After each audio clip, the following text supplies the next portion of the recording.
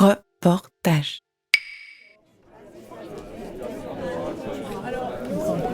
Ouais. Il y a un ascenseur là-bas au fond. On monte et on va chercher. Où est-elle? Ça ne marchera pas avec nous. Non, Ça va vous deux. Et puis on se retrouve là-bas. Ciao. je comprends pas. Elle est où, Laure? Je sais pas. Les femmes qui lisent, une ville, presque un siècle et 4 copines. Un podcast documentaire de Laure Gabu. Ça t'a plu? Moi, j'ai bien aimé. J'ai bien aimé, j'ai trouvé que c'était très poétique, mais j'ai trouvé qu'il y avait beaucoup de longueur. Chère grand-maman, c'est novembre et on sort de la comédie, un théâtre à Genève. C'est moi et les 4 copines. Je sais pas, moi j'ai toujours... C'était un peu mon heure de la sieste, alors j'avais de la peine, j'ai dû prendre des bonbons à sucer pour résister. C'était une idée d'Arlette d'aller voir cette pièce parce qu'elle parle d'une femme de ma génération qui cherche à comprendre l'héritage de sa grand-mère à travers ses lectures et sa bibliothèque. Ah non, moi pas du tout, j'étais scotchée, mais je comprenais pas tout. Non, par contre, j'étais un petit peu étonnée. Bon, c'est totalement dans l'air du temps parce que tu cherches à savoir si ton ancêtre, si t'es l'héritier ou le descendant d'un salaud ou de quelqu'un de génial. Arlette, elle est sur le chemin avec moi. On va chez Françoise qui nous guide vers son appartement. Ouais, le poème qu'elle a dit après, c'était tout à fait ça. Alors écoute, il y en a 2 qui sont partis chercher la voiture. Les 2 autres copines, Muriel et Jacqueline, ont pris la voiture parce que Jacqueline a de plus en plus de mal à sa jambe et de difficultés à se déplacer. C'est moi qui ai demandé à ce qu'on aille prendre le thé après la pièce parce que j'ai besoin de rassembler les discussions qu'on a eues ensemble pour construire ce podcast et de poser toutes les questions qui me trottent encore dans la tête au sujet de leur très longue amitié, de leur parcours, mais pas seulement. Je ne veux pas me contenter de documenter leur parcours. J'ai envie d'aller plus loin, de connaître leurs recettes pour une vie pleine et heureuse. J'ai besoin de comprendre d'où elles viennent, l'époque à laquelle elles sont nées et celle durant laquelle elles ont évolué. Je suis obsédée par les choix qu'elles ont faits ou dû faire. J'aimerais qu'elles me racontent leurs réussites, leurs sorties de route, les moments où elles ont eu besoin de s'adapter, envie de prouver. Je suis curieuse de savoir qui sont les personnes à qui elles ont pardonné, la manière dont elles se sont pardonnées, jusqu'à renaître et devenir les femmes qu'elles sont aujourd'hui. Les femmes que j'aimerais tant te présenter. Alors moi j'ai trouvé très malin. J'ai beaucoup aimé Original, l'approche de cette lecture de ces archives. En revanche, c'est un petit peu quand même dans l'air du temps, dans ce sens que elle nous a plus expliqué sa recherche sur l'orientation presque politique de sa grand-mère que sur sa vie privée. On ne sait pas quelle relation elle avait avec elle n'en parle pas beaucoup. On ne sait pas ce qui se passait entre monsieur et madame, on ne sait pas quelle était sa jeunesse. Il y a beaucoup de choses qu'on ne sait pas du tout. Le fil conducteur, c'est de savoir si elle était colon ou pas. Si elle est restée, donc elle était Elle était colon, oui. Comment on dit pour une femme? Colonne.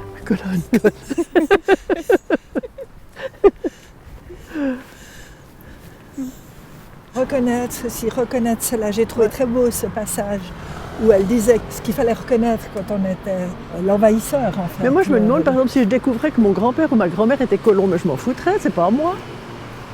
Je me demande pourquoi je vais si loin. Enfin, pourquoi c'est tellement important. Ouais. Pourquoi c'est tellement important ? J'ai l'impression que la question d'Arlette m'est adressée et je réagis. Peut-être parce que si l'on regarde les actions et les prises de position de nos grands-parents à la lumière d'aujourd'hui, on peut se sentir coupable. Arlette n'est pas d'accord. Elle refuse d'être perturbée par les défauts de ses ancêtres. Tu pourrais très bien avoir des défauts. On en a forcément, on a des ancêtres qui avaient des défauts majeurs. Je m'entends lui répondre que les défauts de mon grand-père, eux, me perturbent, car sa manière d'être avec ma grand-mère et l'ensemble de ses proches a laissé des traces. Mon grand-père n'était pas très gentil avec ma grand-mère. Je m'en fiche un peu. Arlette tente de me sortir de cet engrenage. Elle me dit que son grand-père aussi n'était pas très gentil avec sa grand-mère et que cela ne la perturbe pas pour autant. Moi, oui, car j'ai l'impression d'avoir grandi dans une sorte de marée noire émotionnelle et de passer de trop longues heures à nettoyer mes ailes pour pouvoir voler. Et que j'ai constamment peur de reproduire ces actions. Arlette me rejoint sur ce point. Tu vois ce que je veux dire ? Oui, alors si c'est ça, oui. Oui, mais tu n'as pas été élevée avec les mêmes principes, tu n'as pas été élevée avec les mêmes données. Donc... Ouais, mais j'ai quand même passé du temps, l'été, tu vois. Ouais. Il y a eu un modèle. Qu'est-ce qui reste du modèle ? Ouais, c'était quand même pendant longtemps quelqu'un qui était très craint, donc un peu admiré aussi. Oui, mais ça, c'était leur éducation aussi. C'était le patriarcat, le mâle dominant. C'était le siècle qui voulait ça aussi. Ils étaient tous comme ça, les mecs, non? J'espère pas à ce point-là, mais certainement qu'il y a une forme de modèle aussi pour lui. Hein. Que c'était ça qu'on leur proposait d'être comme homme. Je sais pas. Mais je trouve quand même important de se souvenir d'où on vient. Je sais pas. Alors c'est une grande préoccupation apparemment dans toute la littérature. Cette pièce-là en témoigne aussi. Oui, mais ça n'intéresse pas tout le monde. Regarde, ma Karine, ma fille, elle n'a aucun besoin de faire la moindre recherche de ses parents naturels, biologiques. Moi, j'ai raconté ma vie dans ces albums qui réunissent toutes mes photos parce que je me suis dit, je vais leur dire parce que je vais disparaître. Ils ne sauront pas, puis peut-être qu'ils se poseront des questions après parce qu'ils ne me posent aucune question, j'ai l'impression. Non, j'ai l'impression qu'ils s'en foutent. Complètement. Mais moi, ça m'est déjà arrivé de dire, c'est dommage, si j'avais su, j'aurais dû demander si. Mais alors moi, voilà. avec les archives Henri Copennet, ça pourquoi part. ton père a fait ci, pourquoi ton père a fait ça, pourquoi il a choisi le trèfle, pourquoi... Et j'ai dit, mais quel dommage que je ne me sois pas intéressée avant pour pouvoir répondre à toutes ces questions. Voilà. Alors là, on va traverser prudemment. Ici, hop, ils vont tout démolir ça. Après, on va là, à droite et à gauche, et on y est. Enfin, tu connais le quartier. Je reste tout le temps devant chez toi. Je me dis comment va François. Est-ce qu'elle regarde le lac? Et après, je vais chez Arlette et je me dis, est-elle dans le Rhône? Est-ce qu'elle regarde le Rhône? J'y vais ou vous voulez moi? Vas-y, go. J'y vais. À tout de suite. C'est au deuxième. Non, ça, au deuxième. Tout le temps. Hein? Le cinquième. Cinquième. On y va à pied. Cinquième. On va à pied. Cinquième. Sportive. Oui. À toutes. Oui, on aura fait notre cardio. Vous pouvez mettre votre... sécateur pour rentrer chez toi. Oui, quelqu'un me dit, on pourra bientôt plus entrer dans la maison. Si vous voulez mettre vos manteaux dans la chambre à coucher, là, première porte à gauche. Tu as besoin d'aide?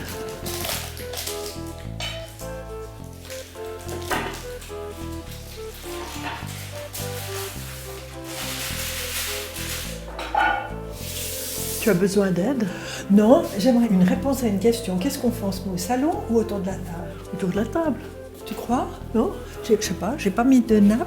Je sais pas. Autour de la table. Qu'est-ce que tu préfères? Elle a fait le pouce en l'air. Là? Elle n'a pas le droit de parler. Ou au salon, c'est plus sympa. Non, je trouve que c'est mieux là. Tu m'as dit que vous vous réunissiez tout le temps autour de cette table quand on s'est vu. Oui. Alors j'aimerais la tradition. D'accord, ok. Oh, déjà. Hello. Ah, super, on vient d'arriver. Elles sont là. Magnifique. Attends, est-ce que je mets... Non, je mets rien. Je mets une nappe, rien, non. des sets. Non, juste à moins comme ça. que tu ne souhaites épargner ta table. Non, ma table, ça va. Ok. Toutes les places du monde. Hein. Ah bon? Mais non, mais franchement, on s'est c'est- carré avec des olives, alors il y en a 3 devant chez toi. C'est magnifique, très bien. Super. Alors attends, là il faut pas mettre parce qu'il n'y a pas la place pour mettre quelqu'un. Attends, alors on fait comme ça, et puis un peu comme ça. Comme ça, que je laisse ça là. Là, comme ça va? Comme ça, à peu je près, laisse comme sécher, ça. là. Attends, là je vais mettre quelque chose. Oui, dans ma chambre, hein. Voilà. Tiens. C'est bon, j'ai fini. Trop tard. Bon, C'est les pizzaiolos qui savent bien faire ça. voilà. Et toi, tu veux de l'eau chaude après, non? Pourquoi? Parce que je fais du thé assez fort. Alors écoute, Laure, notre invitée qui n'est pas là d'habitude. Merci de m'accepter à votre table. Oh, mais J'espère que je ne vais pas influencer vos discussions. Oh bah oui, on est un peu coincés là. ah quand ben, même. là, on est Moi, intimidés. tu Ça vas va? mettre très peu, puis après de l'eau. s'il te Ah bon, plaît. alors je vais chauffer de l'eau encore. Tu me dis? Voilà, C'est attends. comme si j'étais pas là. Oh, c'est pas possible. On est avec nos micros, tout ça. C'est pas possible. Non, c'est pas possible. Et même si j'ai envie de me mettre le plus en retrait possible, comme on m'a appris à le faire, je suis là. Et je fais cet enregistrement seul, comme j'ai trop souvent pris l'habitude de le faire. D'ailleurs, j'ai même pas pensé à m'équiper d'un micro, quitte à disparaître peut-être encore un peu plus. En réalité, j'oscille entre la position de journaliste et celle de petite fille qui a des questions à poser à sa grand-mère. À chaque fois que je me vois glisser, je culpabilise. Pourquoi est-ce que je n'arrive pas simplement à prendre ma place, celle d'une femme de ma génération, avec ses questions? Mais est-ce que tu fais des économies d'énergie? Oui, pourquoi? Est-ce que tu es d'accord d'allumer là-haut? Tu verras, c'est moche, mais je suis d'accord. Parce que j'ai une vue qui baisse. Dis donc, tu veux de l'eau, toi, après, non? Ou bien ça va comme ça? Tu rempliras un peu d'eau après pour Après, recharger. Mais... Bon, toi, tu veux normal. T'es une femme normale. Toute simple. Pas la vision désagréable, François, s'il te plaît. Pardon? Non, mais on est des femmes simples. Simple et De plus en plus. enjouée. Comme... De plus en plus. Moi, je J'avais une fille insupportable. me fais des autocompliments. Elle revenait parce que avec des personne n'en carnets, fait. puis il y avait marqué « Hélène est une fille souple et enjouée ». Alors avec mon mari, on se regardait comme ça. Ouais, moi aussi, tout le monde adorait Karine, alors qu'à la maison, elle était Insupportable. difficile. Elle cassait les cheveux. Une truelle, attends, une truelle. Servez-vous. Attends, je vous apporte une truelle. Voilà, tu nous entends? Oui, je vous entends. Il y a une interférence. Il y a quoi? Et là, des interférences commencent à brouiller les pistes. Je ne comprends absolument pas d'où elles viennent. Jacqueline suggère d'éteindre les appareils auditifs, Françoise les téléphone. Elles essayent, mais rien ne fonctionne. Moi, je panique, je culpabilise, je réfléchis déjà à comment est-ce que je vais pouvoir sauver ça au montage. J'entends ma peur de faire faux, ma peur de ne pas être légitime, et puis tout d'un coup, je les entends Mais qui alors, commencent si on à les faire met des sur blagues et à me poids, rassurer. moi, si je le règle Et sur puis, je poids, réalise ça que fait- c'est ces pour peurs les- sont au les cœur de salles qui toute sont ma équipées. démarche et peut-être Alors, même je le vais la point de régler départ de ce autrement. projet. Alors, je me laisse aller. Je me dis que les copines, elles, me font confiance et qu'il est peut-être temps que je commence à me faire confiance à moi Ah aussi. ben alors c'est ça. J'ai réglé différemment. Mais écoute, je te rappelle que tu t'es adressé à des Ça grands-mères, change. hein. Tu devais t'attendre à Ça change ça. quelque chose. J'ai réglé différemment. Ça change. T'as pas quelque pris le kit du troisième Rien. âge? Oui. La prochaine fois, tu fais avec des collégiens. Tu n'auras pas ce problème. Françoise, Ah, mais il y a mon téléphone qui clignote. C'est François, ça? est-ce que je peux allumer les bougies? Oui, oui, Merci. oui. Tu veux que je les enlève de... Ah, parce que sinon... Non, mais mais on si peut tu faire veux, un pour essai si tu tester. veux. Non, mais tu peux garder. je veux bien. Oui, bah, Alors, je les on les enlève. mettez sur off. Vous pouvez dire ce que vous voulez. Tu peux garder tes chaussures. C'est à ce point-là? Toi, t'as vraiment plus rien? Voilà, je les ai enlevés. Voilà, moi j'ai arrêté mon téléphone. Ça fait Il pas de faut, différence. il faut rallumer celle-ci. Ça vaut la peine. vos appareils. Oui, d'accord. Ça doit être le nombre de... De personnes. C'est le nombre d'émetteurs. Le nombre d'années y additionné. Ça mais- vole. Je remets les appareils. Ouais, c'est bon. C'est pas ça. Ah, mais là, c'est pas nos appareils, c'est ta bouilloire. Arrêtez la bouilloire, s'il vous plaît. Non, mais c'est seulement maintenant qu'elle marche, la bouilloire. Donc avant, il y avait... Non, mais je sais bien. Non. On va y arriver. Oui, on va y arriver. Et pour y arriver, laisse-moi revenir au point de départ et te présenter d'abord Muriel, puis ses amies, Jacqueline, Arlette et Françoise.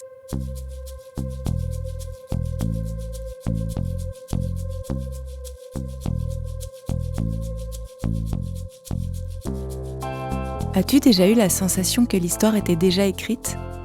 Moi, ça m'arrive souvent. Je réalise soudain être née dans une famille, dans une ville, dans une société, être le fruit de mon époque comme on dit, et que, malgré tous les efforts que je peux faire pour être moi-même, ma destinée semble logique, mes rébellions et mes adhésions prévisibles. Alors, par mes rêveries, la poésie, mes engagements ou l'écriture, je tente de m'en extraire et d'imaginer d'autres voies, d'autres issues surtout. Lorsque j'ai rencontré Muriel, ces questions se sont remises à tourner dans ma tête. C'était en plein pendant la pandémie de Covid et je m'apprêtais à affronter une grosse rupture. J'avais besoin de repères et d'espoir aussi. L'État de Genève m'avait mandatée comme journaliste indépendante pour couvrir une expérience de démocratie participative. À 80 ans, Muriel m'a interpellée tant elle se démarquait par son attitude, sa compréhension des enjeux, sa manière de s'adresser à toutes et à tous avec écoute et leadership. Je voulais en savoir plus, connaître sa recette et si elle avait eu des amis qui l'avaient soutenue et accompagnée durant toute sa vie, ou au moins les passages difficiles. Elle m'a répondu « Oui, on est 4, toutes divorcées, et on fait tous nos anniversaires ensemble. » J'ai demandé à les rencontrer. Et c'est ainsi que Jacqueline, Françoise et Arlette ont rejoint l'aventure et accepté de partager leur parcours.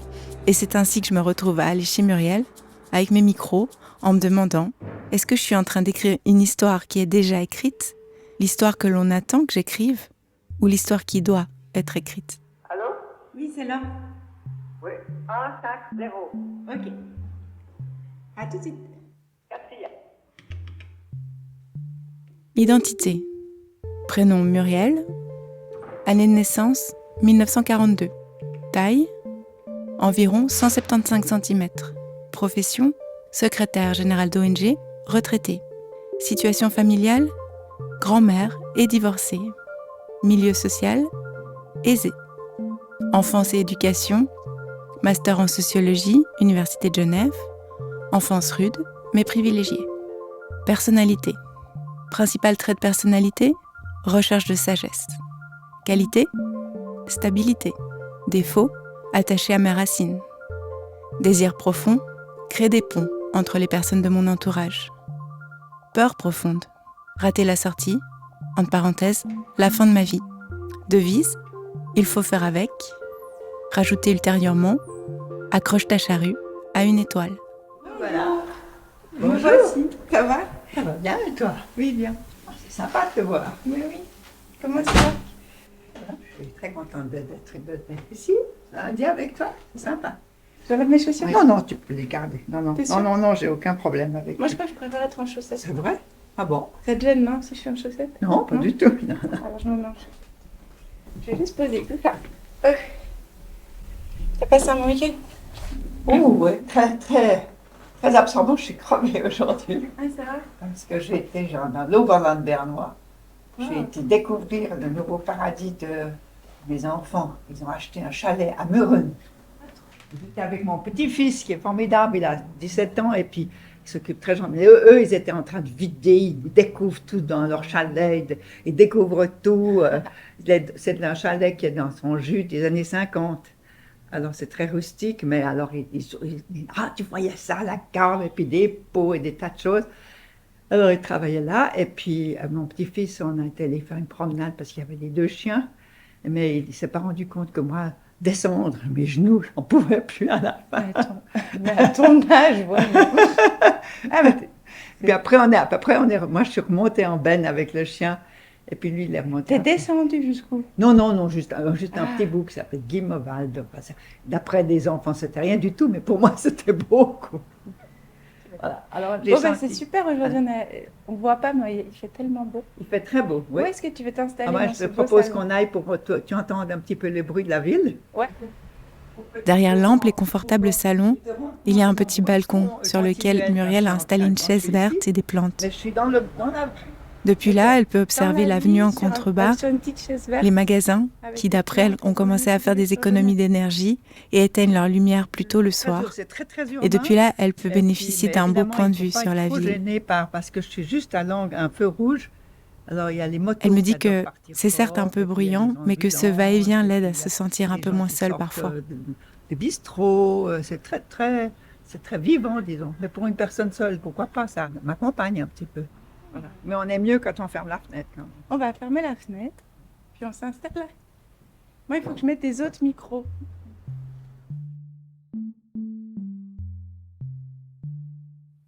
Tu peux apporter le servir boy. Je te laisse travailler. J'ai tout mis sur le servir boy. Désolée, j'ai pas l'habitude. Tu me soulèves? Il suffit de soulever un tout petit peu pour le seuil, oui. Voilà. Après, tu le pousses. Ou tu le tires. Voilà. Tu fais la jeune fille de la maison, c'est très bien. Je le fais bien? Oui. Voilà. Merci, waouh. Il y a même des merci, des cœurs de France. Trop bien. Alors, Alors, comment je te sers? si tu veux du café, ben c'est du Nescafé. Autrement, il y a du jus d'érel, de Canberry, cranberry ou bien du jus d'orange. Toi, tu veux quoi? Moi, je vais prendre un peu de cranberry, je crois. Et moi aussi. J'ai déjà pris un café ce matin, en fait. Et puis, si tu... Moi, je prendrais un petit peu dilué d'eau. Ok.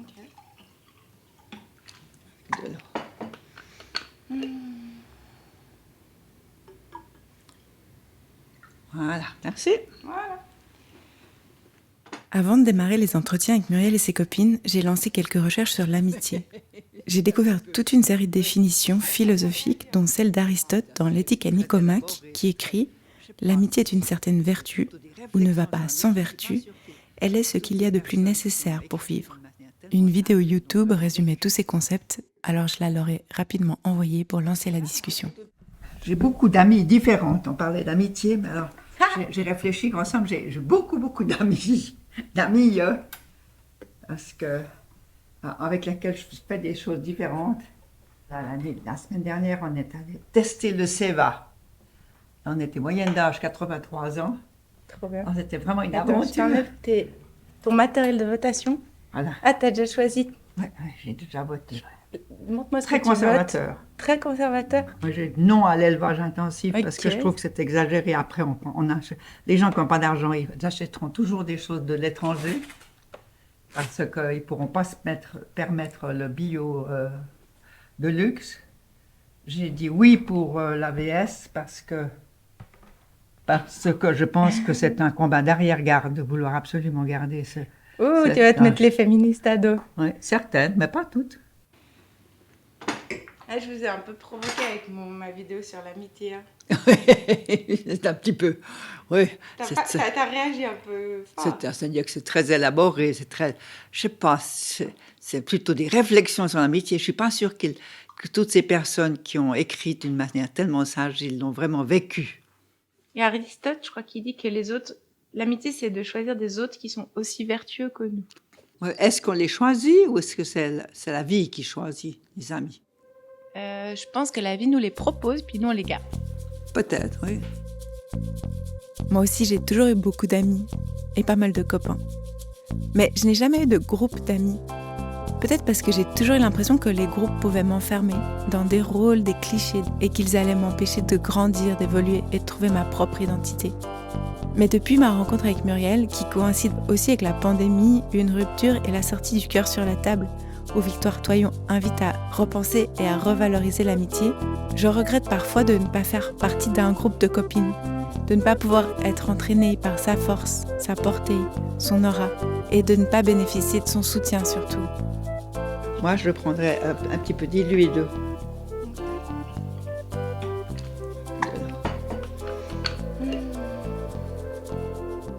Moi, je trouve que l'amitié, contrairement à l'amour dont on nous rebat tellement les oreilles, l'amitié est, il me semble que c'est quelque chose de plus détendu et on n'attend pas trop de l'autre. On est avec l'autre, parce qu'on a des liens, mais on sait on accepte d'avoir des vies différentes, d'avoir des parcours différents, et puis on se retrouve. Et voilà. Moi, j'ai beaucoup d'amis, mais parce qu'il y a aucune connotation sexuelle derrière non plus. Et ça, c'est très reposant, je trouve. Et alors, ça veut dire qu'aussi, c'est pas exclusif. Alors que souvent, l'amour tel qu'on l'a défini, peut-être pas l'agapé, mais l'amour, passion, etc., est très exclusif. Et puis alors, plaisir d'amour ne dure qu'un instant, chagrin d'amour dure toute la vie, tu vois, c'est des passions. Et l'amitié est quelque chose de plus serein et surtout de ne pas... Oui, c'est cette non-exclusivité que j'aime beaucoup aussi. Et moi, je dois dire que j'ai un tout petit peu réfléchi. Je suis une femme avec énormément d'amis. Je n'ai pas beaucoup de contact avec des hommes sur un plan amical. Parce que, je sais pas, c'est peut-être mon histoire familiale et très vite la compétition, ou bien surtout à mon époque, quand c'était pas un cousin ou un frère, ça devenait très vite sexuel. C'est-à-dire qu'on rencontrait pas beaucoup de garçons d'égal à égal à l'école, des choses comme ça. Mais vous étiez séparés à l'école. Et on était séparés justement, on n'était pas... alors après, dans le sport, j'ai rencontré beaucoup de garçons, mais c'était des copains. Dans quel sport? tous les sports que je faisais, là. L'équitation, la voile, le ski, si on veut. Et même quand on était petit, moi, on tirait. Alors, j'étais avec des garçons, on tirait. Puis moi, j'étais généralement plus forte, même au point de vue physique. Parce que j'étais grande et puis j'étais la dernière, donc j'étais habituée à me battre. Et voilà, mais c'est des amitiés, mais c'est pas la même chose c'était pas très intime, disons. Alors qu'avec les filles, comme j'ai pas eu beaucoup de relations amoureuses, dès que j'ai remarqué que mes amies, dès qu'elles avaient un copain, c'était fini. Tu les voyais plus. Mais quand on C'était une absorption. Il n'y avait plus que... Tu m'avais déjà dit ça m'avait interpellée. Ouais. Et puis, alors que... Parce que j'ai lu aussi quelque part une fois que quand chaque fois que quelqu'un se met dans une nouvelle relation d'amour, il y a une amitié qui s'arrête. Avec la même personne? Non, avec une... Ah oui, très souvent, ça distend l'amitié. C'est vrai. Muriel vient d'ailleurs de retrouver une ancienne camarade de classe. Elle s'était mariée, elle a eu un beau couple. Elle s'entendait bien avec son couple à elle. Mais ils ont été toujours très gentils avec nous, son couple. Il faut encore que les conjoints s'entendent, c'est aussi ça. Mais elles se sont malgré tout perdues de vue. Son amie l'a recontactée maintenant qu'elle est veuve. Muriel m'explique qu'elles étaient amies car elles étaient les 2 seules filles dans leur classe. On n'était que 4. 4 élèves seulement. C'était une école privée, très spéciale, insiste Muriel, en m'apportant un album commémoratif de l'école Weill. On est plusieurs à avoir fait ce petit livre. Ses 2 frères et sa sœur ont tous suivi leur scolarité là-bas. Elle décrit aussi une maîtresse très spéciale. Moi, je me suis très bien entendue avec elle, mais je me suis beaucoup disputée avec elle. Mais il y en a beaucoup qui ont beaucoup souffert avec elle, parce qu'elle n'était pas du tout psychologue. Excellente pédagogue, mais pas du tout psychologue. La contradiction me fait sourire. Elle s'appelait Liliane, et puis elle a fait des études de psychologie. Elle est de Piaget, de Claparède, contemporaine presque de Piaget, assistante de Piaget. Attends, je m'excuse, il faut que j'ai... Elle s'interrompt et son frère apparaît. Ah, bonjour. Vous êtes le frère. Le frère, oui. Enchanté. Alors, vous lui faites raconter sa vie? Oui, Bon, sur le thème de l'amitié. bravo. Mhm. Elle a beaucoup d'amis, donc vous Justement. pouvez y aller. Ouais, Alors, bonne journée. merci, c'était un plaisir de vous Merci d'avoir connaître. passé. À bientôt. Et à bientôt. Allez, Au revoir, bonne journée. au revoir. Je te laisse aller. Merci. Merci de ta visite. En fait, c'est mon propriétaire. Et c'est ton frère aîné? Non. Cadet. C'est mon frère le plus proche de moi.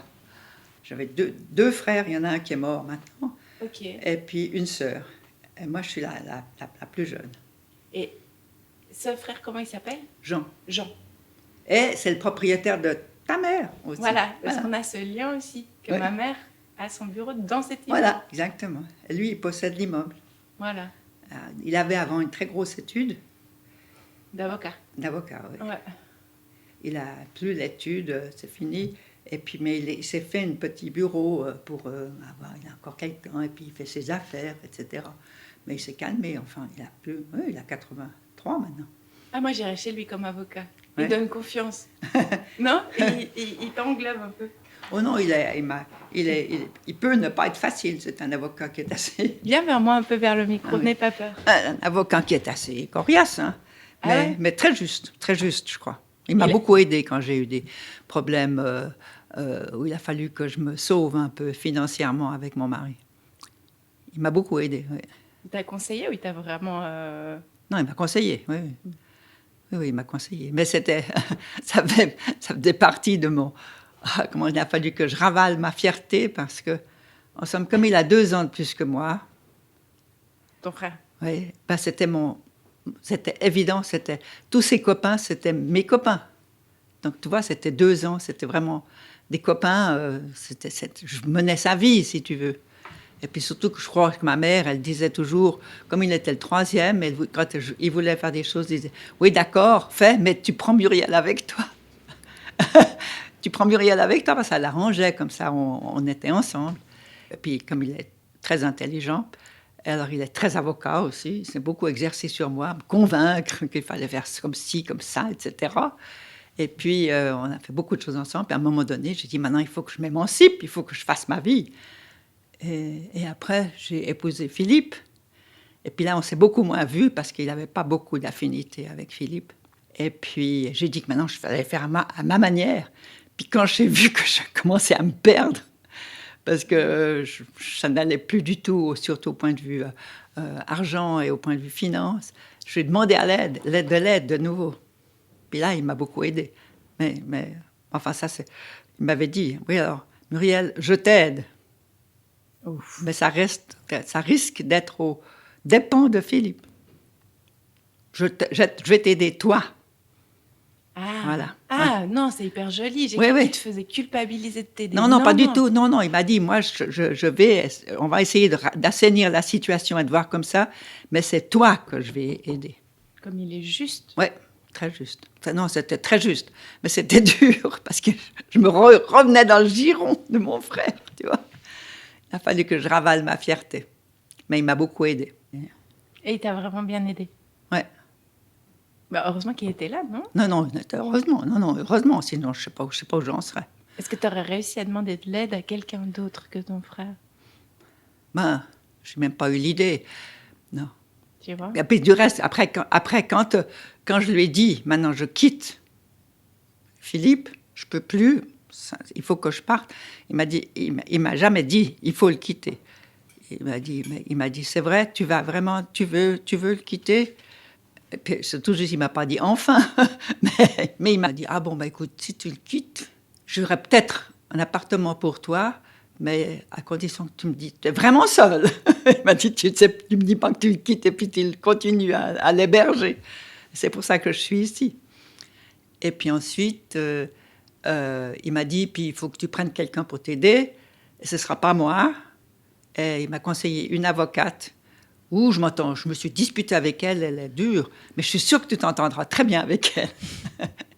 Et puis voilà, c'est une autre. Et c'est elle qui a fait le divorce? Oui, c'est elle qui a fait le divorce.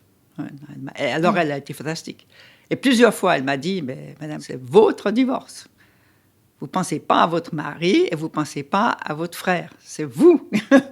C'est vous qui décidez. C'est vrai, on a beaucoup pris l'habitude de penser en fonction des autres. Hein. Peut-être qu'il a aussi beaucoup besoin de toi. Oui, il avait besoin. Oui. Ouais, mais Philippe a toujours eu beaucoup besoin de moi. La preuve, c'est que quand je l'ai quitté, il a... Très vite, ça n'allait plus, mais alors il a complètement lâché. En faisant n'importe quoi. Non, j'étais un peu sa colonne vertébrale. Mais je crois que ça arrive quelquefois. Que dans les couples, il y en a un qui est la colonne vertébrale, puis l'autre qui bouge. Mais alors, lui, il m'a apporté l'humour, la vision, la fantaisie, essayer des choses, réfléchir d'une manière beaucoup plus large. Voilà, il m'a apporté beaucoup de choses, Philippe, mais j'ai appris aussi que c'est pas parce que c'est l'homme que tu dois forcément avoir confiance. Alors que j'avais appris à avoir vraiment confiance en mon père et en mon frère. Eux, ils savent. Hein? Et en ta mère? Ma mère, oui, on pouvait compter sur elle. Elle était là toujours. Non, c'était aussi le pilier, bien sûr. Et c'est à cause d'elle aussi que je suis devenue un peu féministe, parce que je trouvais que c'était pas juste que cette femme qui faisait tellement de choses, on trouvait que tout ce qu'elle faisait, c'était du en plus, quoi. Alors que ça devait être aussi une colonne vertébrale, non? Oui, c'était elle qui gérait toute l'administration, toute la famille. Elle gérait toute la famille, oui. Parce que moi, je me dis que ces attitudes qu'on a, on les hérite quand même on reproduit des modèles. Oui.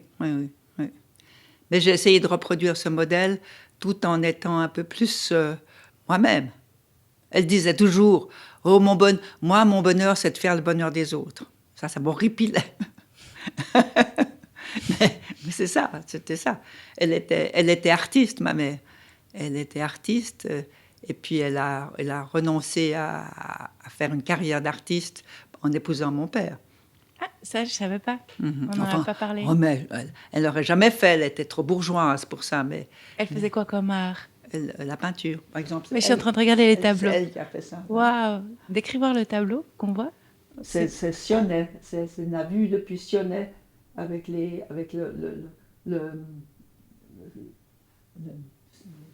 Salève derrière, les champs, Quand on est à Sionnet, on descend sur les marais, là, les anciens marais de la CMA.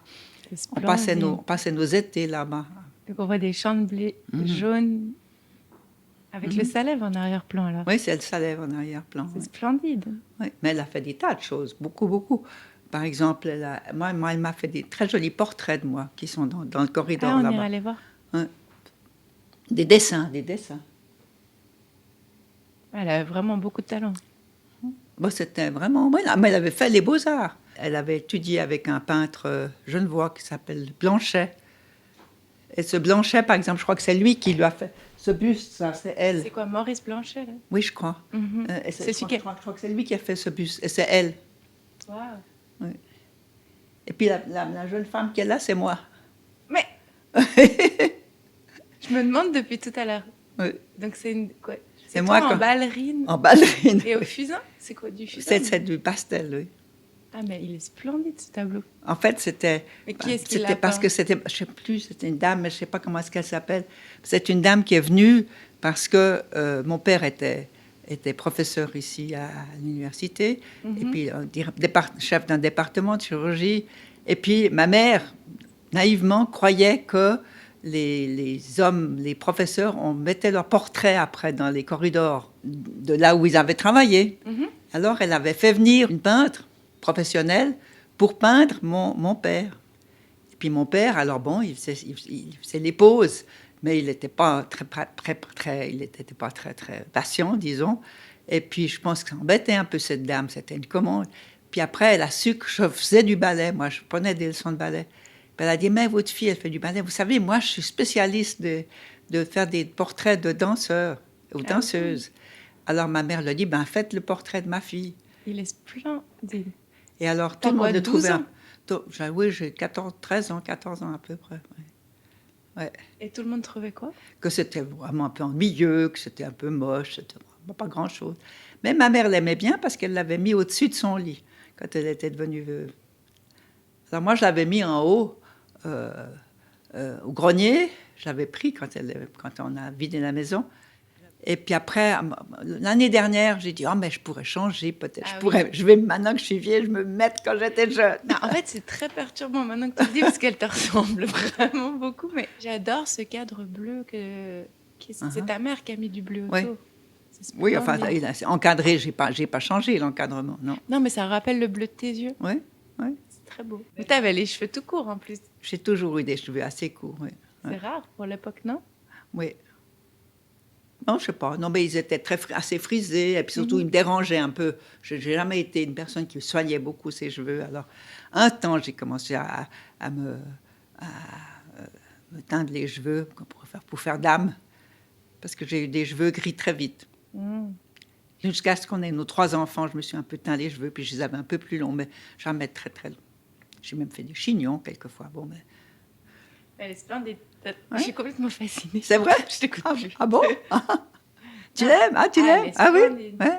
Bah, en fait, c'est une chance d'avoir un portrait de toi comme ça. Non? Moi, je trouve, oui. Enfin, c'est incroyable. Ouais.